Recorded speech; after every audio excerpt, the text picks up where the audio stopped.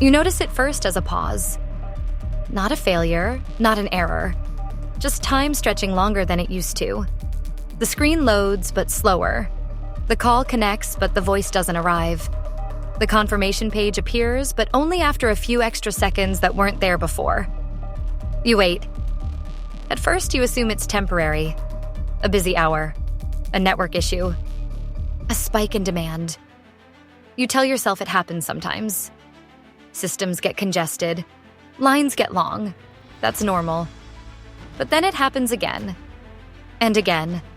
The same service, the same process, the same request. Each time the delay feels slightly heavier, slightly more intentional. You aren't denied outright. You're not rejected. You're simply placed somewhere else. Lower, further back, out of the way. You feel it when you're on hold and the message repeats for the third time. When the progress bar stalls just before completion. When the app responds instantly to some users but hesitates with you. Nothing is broken. Everything is working. Just not for you. And then you see the option. Upgrade for faster service. Priority access. Express support. The delay isn't random anymore. It has a shape. It has a boundary. It has a price. Waiting used to mean something was wrong. A backlog. A shortage. A temporary overload. You waited because the system couldn't keep up. Eventually, it caught up again. Speed returned. Access normalized. But this feels different. This waiting doesn't resolve. It stabilizes. It becomes predictable. You start to anticipate it before it happens. You open a page already expecting the pause. You dial a number already resigned to the hold music.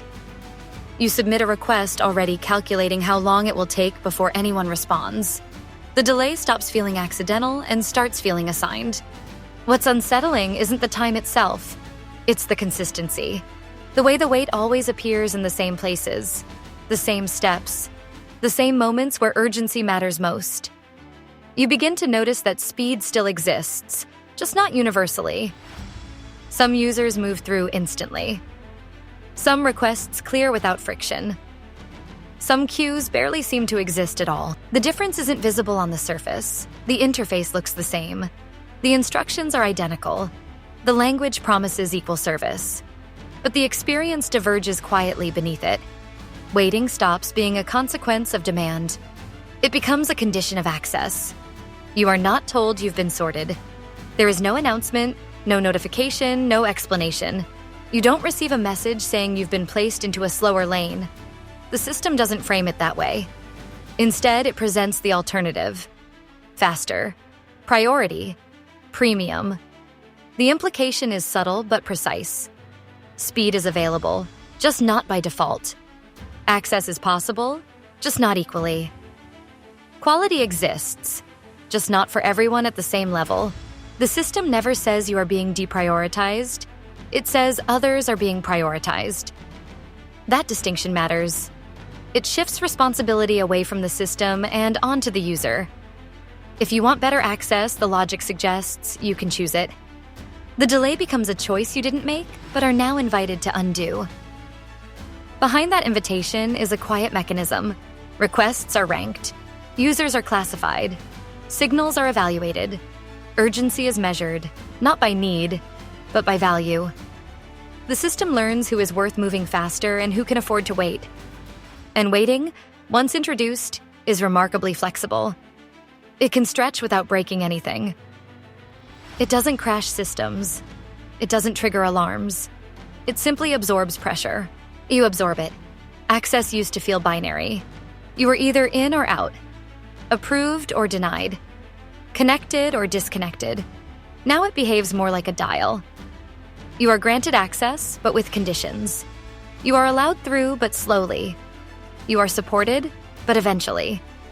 You are served, but not urgently. The system hasn't removed access from you. It has softened it, diluted it, reduced its effectiveness without withdrawing it entirely. This is why it's difficult to name. You are still included, still visible, still acknowledged. The service hasn't disappeared. It has just become less responsive, less immediate, less reliable.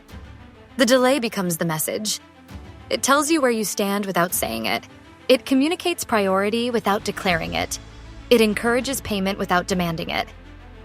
Access is no longer a fixed right inside the system. It's a performance level, a tier, a gradient that can be adjusted silently in response to signals you don't see and rules you didn't agree to explicitly. And once access becomes adjustable, waiting becomes a feature, not a flaw. Once waiting settles in, it begins to shape behavior. You stop expecting immediacy. You adjust your timing.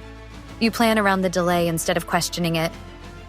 You submit requests earlier than necessary. You call before you actually need help.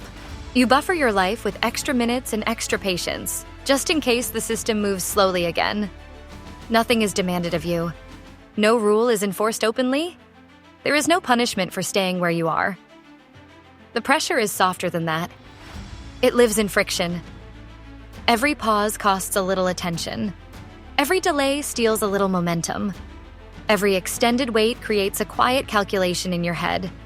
Not about fairness, about efficiency, about whether this is still worth it. The system never pushes you. It lets time do the work. While you wait, you notice small signals layered into the experience. Labels, badges, tier names, promises of faster handling, quicker response, smoother flow. They appear exactly where the delay hurts the most. The contrast does the selling. At some point, speed stops feeling like a natural feature of the service. It becomes an add-on. The faster path is no longer hidden. It's displayed clearly, framed as an enhancement rather than a correction. You are told you can move ahead, not that you were slowed down. You are offered convenience, not relief. This framing matters. It turns the baseline experience into something you tolerate rather than something you expect. It redefines normal. What once felt like standard access now feels basic, even inadequate. The system quietly lowers the default and then sells you back what used to be included. You don't lose access all at once. You lose responsiveness. You lose immediacy. You lose priority. Each loss is small enough to ignore on its own. Together, they reshape how the service feels. Speed becomes something you purchase, not something you assume.